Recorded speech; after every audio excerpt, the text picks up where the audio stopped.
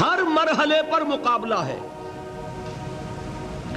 آپ صرف اللہ کا بندہ بننا چاہتے ہیں، 3 مقابلے کرنے پڑیں گے. سب سے پہلے کس سے مقابلہ کرنا ہوگا؟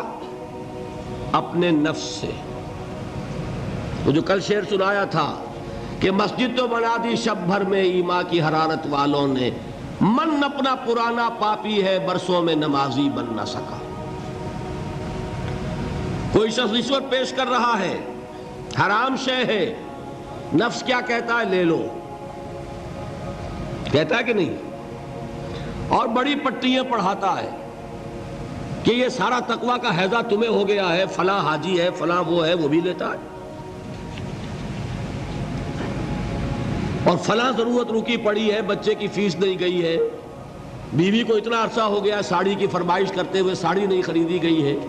یہ ساری پٹی پڑھائے گا نفس کے نہیں. اب اگر آپ مقابلہ کر سکتے ہیں نفس کا تو بچیں گے، مقابلہ نہیں کر سکتے مار کھا جائیں. یہی ہوگا کہ نہیں؟ اذان کا وقت آ گیا، اذان سن لی آپ نے، لیکن پھر نفس نے کہا ابھی اور سو، آپ نے کروٹ لی اور کپڑا خوب ٹھیک کیا اور غین ہو گئے. اگر آپ اس نفس کے تقاضے کو اس وقت رد کر سکتے، طاقت آپ میں اتنی ہوتی تو آپ کھڑے ہوتے مسجد کی طرف جاتے. گویا کہ بندگی رب کے لیے سب سے پہلا جہاد کس سے کرنا ہوگا؟ نفس. اچھا، نفس اکیلا نہیں ہے، اس کے پیچھے ایک بہت بڑا بدماش ہے، وہ شیطان لعین. وہ اسے اکساتا رہتا ہے، پھونکے مارتا ہے. الذی یوسوس فی صدور الناس، اشتعال پیدا کرتا ہے، پٹیاں پڑھاتا ہے، برائی کو مزین کرتا ہے، بے حیائی کو فیشن کا نام دیتا ہے، ناچ گانے کو وہ کلچر کا نام دیتا ہے. یہ سارا کچھ کر رہا ہے. تو اگر شیطان سے مقابلہ نہیں کر سکیں گے تو اللہ کی بندگی کر سکیں گے؟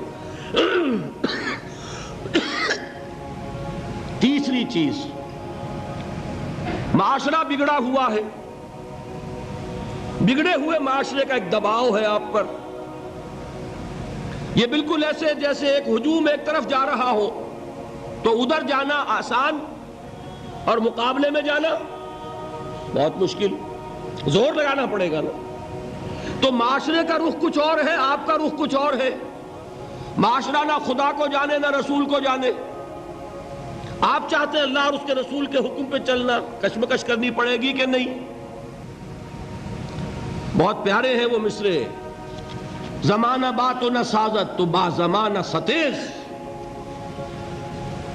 زمانہ تمہارے ساتھ اگر موافقت نہیں کر رہا، زمانے سے جنگ کرو.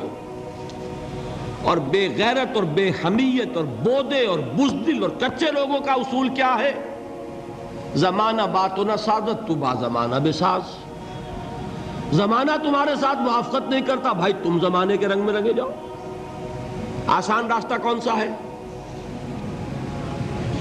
زمانہ تمہارے رنگ میں نہیں آتا، تم اس کے مطابق ڈھل جاؤ، کوئی تکلیف ہوگی. اور زمانہ تمہارے ساتھ اگر موافقت نہیں کر رہا، تم زمانے سے لڑو، تکلیف آئے گی کہ نہیں؟ 3 جہاد کرنے پڑیں گے تو انسان اللہ کا بندہ بن سکے گا. بات سمجھ میں آئی؟ اسی لیے جب پوچھا گیا حضور سے ای الجہاد افضل یا رسول اللہ، اے اللہ کے رسول سب سے افضل جہاد کون سا ہے؟ آپ نے فرمایا ان تجاہد نفسک فی طاعت اللہ. سب سے افضل جہاد یہ کہ اپنے نفس سے جہاد کرو، کشمکش کرو، مقابلہ کرو، تاکہ اسے اللہ کا مطیع بناؤ. یہ جہاد ہے افضل الجہاد. پہلے میں نے کہا تھا پہلی منزل سب سے اہم، تو جو پہلی منزل کا جہاد ہے وہ افضل الجہاد. بالکل 2 اور 2 4 کی طرح کی بات ہے. اور اسی کو کہا گیا جہاد اکبر. جب آپ غزوہ تبوک سے واپس آئے ہیں، آپ نے فرمایا مسلمانوں یہ نہ سمجھنا جہاد ختم ہو گیا. رجعنا من الجہاد الاصغر الى الجہاد الاکبر. وہ تو چھوٹا جہاد تھا جو ہم کرنے گئے تھے کافروں سے خلاف. یہ بڑا جہاد ہے جو مدینے میں رہ کر ہوگا، ہر آن ہوگا. وہ تو کبھی ہوتا ہے کبھی نہیں ہوتا، یہ ہر وقت ہوتا ہے، ہر صبح ہوتا ہے، ہر رات ہوتا ہے، ہر شام ہوتا ہے، ہر لحظہ ہوتا ہے، ہر وقت کشمکش ہے خیر و شر کی، حلال اور حرام کی، صحیح اور غلط کی، زمانے کی روش اور دین کا تقاضا ٹکرا رہے ہیں۔ آپ اگر اس راستے پر پہلا قدم رکھیں ایک عزم کے ساتھ تو ہوش ٹھکانے آ جائیں گے، دن میں تارے نظر آئیں گے، 14 طبق روشن ہو جائیں گے کہ دین کا نام لینا آسان ہے، چلنا بہت مشکل ہے۔ چمی گویم مسلمانم بے لرزم کہ دانم مشکلات لا الہ